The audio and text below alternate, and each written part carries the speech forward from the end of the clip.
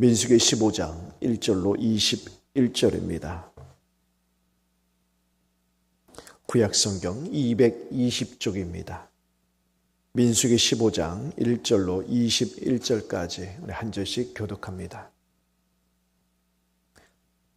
구약성경 민수기 15장 1절로 21절입니다. 한 절씩 교독하겠습니다. 여호와께서 모세에게 말씀하여 이르시되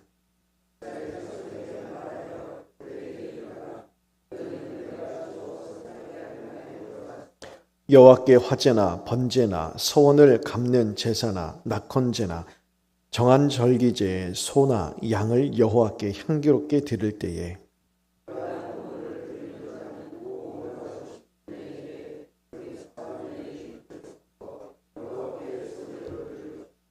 번제나 다른 제사로 드리는 제물이 어린 양이면 전제로 포도주 4분의 1 흰을 준비할 것이요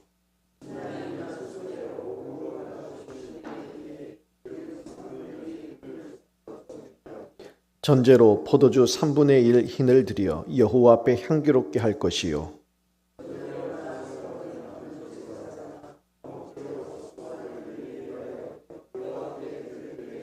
소재로 고운 가루 10분의 3 에바에 기름 반 흰을 섞어 그 수송아지와 함께 드리고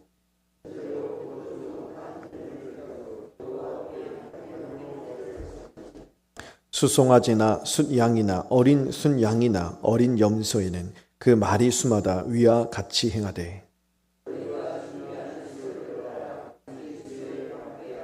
누구든지 본토 소생이 여호와께 향기로운 화제를 드릴 때에는 이 법대로 할 것이요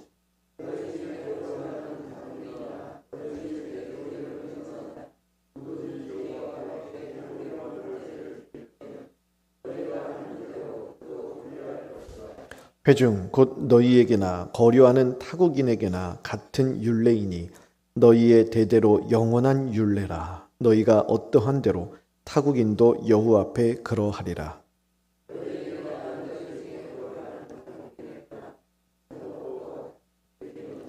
여호와께서 모세에게 말씀하여 이르시되 이스라엘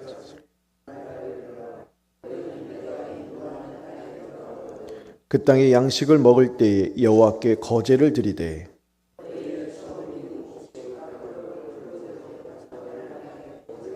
함께 읽겠습니다. 너희의 처음 익은 곡식 가루떡을 대대 여호와께 거제로 드릴지니라. 아멘. 민수기 앞에 이제 13, 14장에서 가데스바네아에서 이스라엘 백성들이 하나님을 거역했습니다. 가데스바네아에서 12 정탐꾼이 돌아와서 10 정탐꾼은 부정적인 보고를 했고 갈렙과 여호수아만이 저 약속의 땅으로 들어가자 하나님이 우리와 함께 하시니 그 땅을 주실 것이라 했지만 이스라엘 백성들은 갈렙과 여호수아를 돌로 치려고 했죠. 아론과 모세에게도 그때 하나님께서 영광의 구름으로 임재하시면서 간섭하셔서 이 여호수아, 갈렙 그리고 모세와 아론을 보호해 주시고 그리고 하나님을 악한 말로 대적했던 이스라엘 백성들에게 진노를 내리셨습니다. 그래서 그들이 행한 대로 즉 하나님 귀에 들린 대로 행하시리라. 차라리 우리가 애굽으로 돌아갔으면 좋겠다. 이 광야에서 죽는 건 낫겠다. 그들이 말한 그대로 가데스 바네아에서 불평을 했던 그 날대로 40년 동안 광야에서 유리하다가 죽을 것이다. 심판을 내리셨잖아요. 그 이후에 이제 16장부터 보면은 정말 가데스 바네아에서 이제 광야로 돌아가서 광야에서 40년간 방황하는 그런 이야기들이 기록이 되어 있습니다. 그 전에 오늘 말씀, 이 민수기 15장은 그 중간에 위치하고 있는데요. 참 중요한 말씀을 다루고 있습니다. 이스라엘 백성들이 비록 가데스 바네아에서 실패했어요. 그리고 하나님을 대적했지요. 심판을 받았습니다. 이미 그들은 40년간 광야에서 유리하다가 죽을 것이란 하나님의 진노를 받았습니다. 하지만 그것으로 끝이 아니라는 거예요.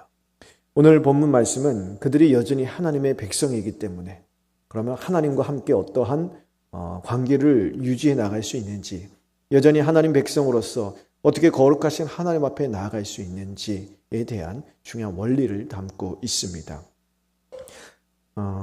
이 이스라엘 백성들이 얼마나 지금 절망 가운데 빠졌을까요? 하나님께 심판을 받았잖아요.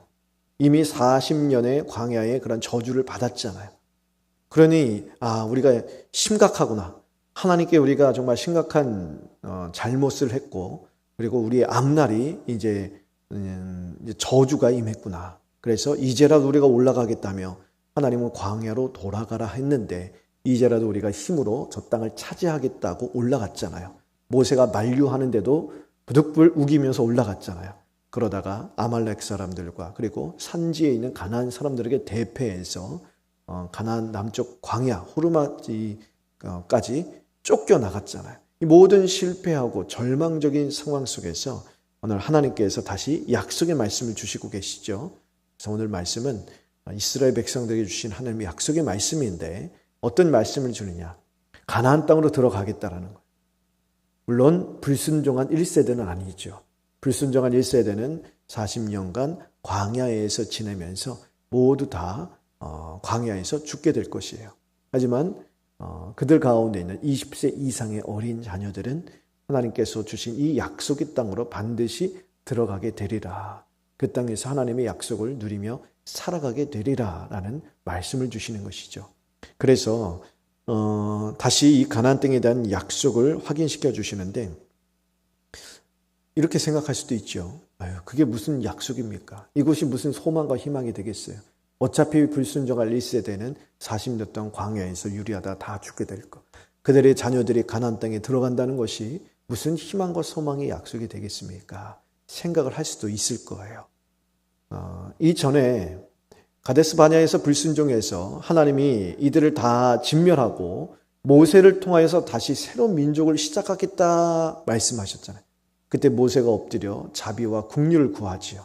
그때 모세가 하나님의 영예, 하나님의 영광을 들어서 기도했고, 또 하나님의 성품을 들어 기도했잖아요.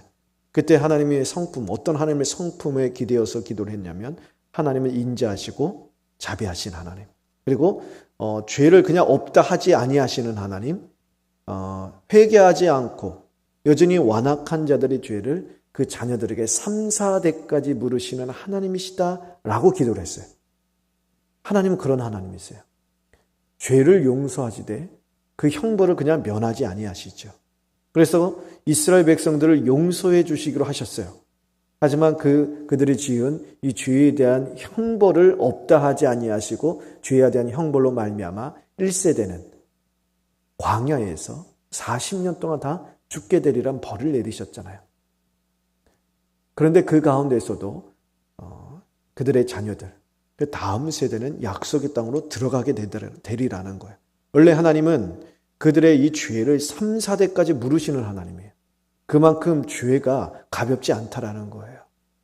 하나님 앞에 행하는 그 죄가 우리가 생각하는 만큼의 그냥 가볍고 그냥 훌훌 털고 넘어갈 수 있고, 하나님 그냥 한 번만 눈 감아 주시면 그냥 아무렇지도 않게 살아갈 수 있는 그런 것들이 아니라는 거예요. 죄는 하나님 앞에서 무거운 거예요. 3, 4대까지 그 죄값을 물으셔야만 할 정도로 이 죄는 아주 심각한 것이고, 아주 하나님 앞에서 우리 엄청난 이 죄에 대한 대가를 치루어야 하는 것들이라는 거예요. 그럼에도 불구하고 하나님께서 그 죄를 모세의 기도에 따라서 경감시켜 주셔서 이 다음 세대는 하나님의 약속의 땅으로 들어가 약속을 누리도록 주시겠다라는 거예요. 3, 4대까지 묻지 아니하시겠다는 것이죠. 엄청난 은혜인 거예요. 이러한 이스라엘 백성들은 이런 하나님의 놀라운 자비와 긍휼을 받을 만한 자격이 안 되지요. 그럼에도 불구하고 하나님께서 이런 약속을 누리게, 이러한 놀라운 은혜를 누리게 해주시겠다라고 말씀해 주시는 거예요. 그러면서 3절부터 21절까지 제사 의식들을 다시 한번 상기시켜 주십니다. 새로운 말씀이 아니에요. 이것은 앞에도 시내산에서 주셨던 말씀이죠. 다시 새롭게 상기시켜 주시는 거예요. 여기 보시면 이제 하나님께 향기롭게 올려드린다, 그렇게 3절에 보세요. 여호와께 화제나 번제나 소원을 갚는 제사나 낙헌제나 정한 절기제, 소나 양을 여호와께 향기롭게 드릴 때에, 그러니까 레위기에 이제 나오죠. 5가지 제사들이요. 하나님께서 이스라엘 백성들에게 가르쳐 주신 제사. 이 제사를 통하여 이스라엘 백성들이 하나님께 나오는 것이잖아요. 이것을 다시 한번 상기시켜 주시면서 여호와께 향기롭게 드리라는 거예요. 그들의 삶을. 그리고 다음 세대에게 가르치라는 거예요. 오늘 보시면은 2절에 그들에게 이르라. 자손들이죠. 자손들에게 이르러서 너희가 내가 주어 살게 할 땅에 들어가서, 가나안 땅에 들어가서 이런 제사를 하나님께 드리라는 거예요. 즉 하나님은 반드시 약속하신 대로 그들의 다음 세대를 가나안 땅에 들어가게 해 주시겠다는 거예요. 그리고 그 땅에 들어갈 것이 확정이 되었기 때문에 확실하게 그들의 자녀들에게 이것을 가르치라는 거예요. 이 제사를 통해서 하나님과 화목해 되고 하나님과 은혜를 누리며 살아갈 수 있기에 이 제사를 반드시 가르쳐서 그들의 자녀들이 하나님이 주신 그 약속의 땅에서 하나님과 함께하는 삶, 그들의 삶을 하나님께 향기롭게 드리는 삶을 살아갈 수 있도록 가르치라는 거예요. 근데 사실 이것은 다음 세대를 위해서만 주신 말씀이 아니에요. 40년 동안 광야에서 유리하다 죽게 될 1세대, 하나님의 심판을 이미 받은 이스라엘 백성들에게도 주시는 말씀이에요. 사실 이것은 가나안 땅에 들어가서만 지키는 것이 아니죠. 광야에서도 지키는 거예요. 광야에서도 매일 이들은 하나님 앞에 나아가 제사를 드리면서 하나님과 제사를 통하여 하나님께 나아가는 것이죠. 하나님께 예배 드리는 것이고 하나님과 화목한 관계를 누리며 살아가는 거예요. 그러면서 이스라엘 백성들 광야에 40년에서 살다가 한 명씩 한 명씩 쓰러져 엎드려갈 이 1세대, 하나님의 진노를 받는 1세대들도 그들에게 약속된 그러한 그 하늘에 있는 영원한 본향인, 영원한 가나안 땅을 향한 열망을 품고 살아가는 거예요.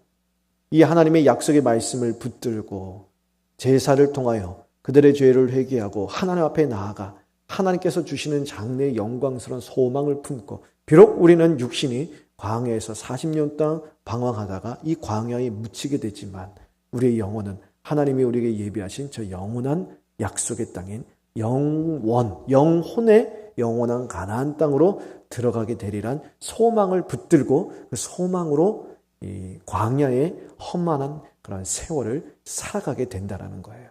그들의 그러한 신앙의 분투가 하나 둘씩 쌓여서 그들의 다음 세대들이 하나님께서 약속해 주신 가나안 땅을 향하여서 희망찬 발걸음을 내디뎌 나아가게 된다는 것이죠.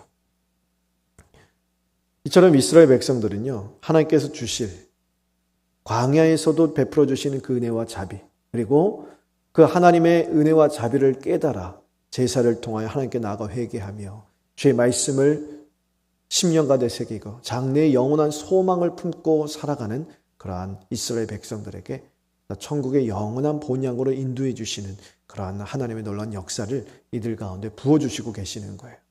우리 인생도 마찬가지입니다. 우리도 이스라엘 백성들처럼 하나님의 말씀을 붙들지 못하고 약속하신 말씀에 든든히 서지 못하고 실패하여 넘어질 때도 많이 있습니다. 이스라엘 백성들처럼 가라 하는데 가지 않고 가지 말라 하는데 부득불 간다고 우기는 그런 고집스러운 삶을 살아가며 넘어질 때도 있고 실패할 때도 있어요. 그럼에도 불구하고 하나님의 선하심과 자비하심은 여전히 우리를 쫓아오고 있다는 거예요. 비록 우리가 하나님의 선하심과 인자하심을 우리 눈으로 보지 못하는 것처럼 느끼고 우리 삶 가운데 그런 하나님의 자비하심이 역사되지 않는 것처럼 느껴질지라도 그 하나님의 선하심과 인자하심이 우리를 인도하고 있기 때문에 우리가 지금 이 자리에 있을 수 있는 것입니다. 비록 이스라엘이 불순종으로 넘어지고 자기들의 힘으로 가나안 땅을 차지하려고 막 애쓰다가 실패하여 넘어졌을지라도 하나님은 그들을 완전히 버리시지 않으시죠. 다시 약속의 말씀을 주시고 은혜의 문을 열어주시는 것처럼 우리가 하나님 앞에서 실패하여 믿음으로 서지 못하여 넘어질지라도, 그래서 어떤 징계를 받는 것처럼 보일지라도, 우리의 삶이 너무 어렵고 힘든 것처럼 보일지라도 하나님은 진노 가운데서도 긍휼과 자비를 베푸시는 은혜의 하나님이라는 사실을 보게 하시죠. 그 은혜가 있기에 오늘 우리가 이 자리에 있는 것이고, 그 은혜가 있기 때문에 우리가 다시 하나님의 말씀 앞에 서고 기도하며 하나님 존전 앞으로 나아가며 우리에게 약속된 영광스러운 장래의 약속들을 바라보며 다시 주님과 함께 이 신앙의 걸음을 이어나갈 수 있는 것입니다. 때로는 우리가 회개하고 돌아서도 늘 같은 자리에서 머무르고 같은 자리에서 넘어지는 것 같아요. 회개하고 다시 일어서서 또 넘어지고 또 일어서도 또 넘어지는 것 같아요. 같은 자리에서 맴도는 것처럼 느껴질지라도 그 작은 몸부림들, 그것이 쌓이고 쌓여서 결국 큰 승리 길로 나가게 되는 것입니다. 이스라엘 첫 세대가 비록 광야에서 하나 둘씩 쓰러져 가지만 그들이 주신 말씀을 붙들고 그들의 영원한 영혼의 가나안 땅을 바라보며 이러한 믿음의 치열한 싸움을 싸워가는 터전 위에서 다음 세대는요, 약속하신 땅을 향하여서 한 걸음 한 걸음 희망찬 발걸음을 내디뎌 나갔습니다. 이처럼 우리의 회개와 신앙의 분투를 통해서 우리의 삶뿐만이 아니라 우리의 자녀와 우리의 가정 가운데 하나님의 약속이 이루어지는 소망의 씨앗들이 하나 둘씩 뿌려지고 그 소망의 씨앗들이 또 조금씩 뿌리를 깊게 내리며 결국 하나님의 그 약속이 우리 가운데 이루어지는, 우리 가정과 자녀들의 삶 가운데 이루어지는 놀라운 역사들 하나님이 이루어 가십니다. 우리 모두 이 말씀을 통해서 우리 연약함과 실패 가운데서도 여전히 자비와 은총을 베푸시는 그 하나님의 선하심, 그 인자하심을 기억하면서 우리의 삶을 하나님께 향기롭게 드릴 수 있는 은혜를 구하게 되기를 바랍니다. 구원받은 자로서 우리는 하나님의 선하심과 인자하심을 날마다 기억해야 돼요. 하나님의 선하심과 인자하심이 정녕 나를 따르리니 라는 그러한 다윗의 고백은 그러한 인자하심과 선하심이 반드시 나를 붙들고 계시는 하나님의 역사를 체험했기 때문에 고백하는 것이죠. 단순히 다윗만의 인생이 아닙니다. 우리 인생도 마찬가지. 내가 새벽 날개를 치며 바다 저 끝에 거하는 것 같을지라도 하나님의 선하심과 인자하심은요, 정녕 나를 따라와서 그곳에서 나를 붙드시면서 하나님이 우리를 인도하시는 약속의 땅, 우리 삶에 하늘에서 이루신 뜻이 이루어지는 그곳으로 우리의 영혼과 우리 삶을 인도하시는 하나님이세요. 반드시 우리를 붙들고 계신 하나님, 그 하나님이 반드시 우리를 영혼의 고향으로 인도하시고 우리 영혼만을 그곳으로 인도하시는 것이 아니죠. 우리의 삶도 책임지시며 우리의 삶을, 오늘 하루의 삶도 하나님의 자녀롭게 살아갈 수 있도록 족한 은혜로 우리를 붙드시는 그 선하심과 인자하심이 우리의 삶을 다스리고 있다는 사실을 기억하시게 되길 바랍니다. 그래서 하나님 말씀 안에서 거룩한 순종의 발걸음을 내디디며 감사로, 순종으로, 예배로 살아갈 수 있는 은혜를 구하십시오. 우리 연약함에도 불구하고 우리의 넘어짐에도 불구하고 여전히 일하시는 하나님, 하나님의 약속을 심으시고 그 하나님의 약속을 이루시는 그 하나님, 그 하나님이 오늘도 우리와 함께 하십니다. 그 하나님이 기뻐하시는 삶, 하나님과 동행하는 삶을 살아갈 수 있는 은혜를 구하며 그렇게 오늘도 주와 함께 동행하는 복된 하루가 되기를 간절히 바랍니다.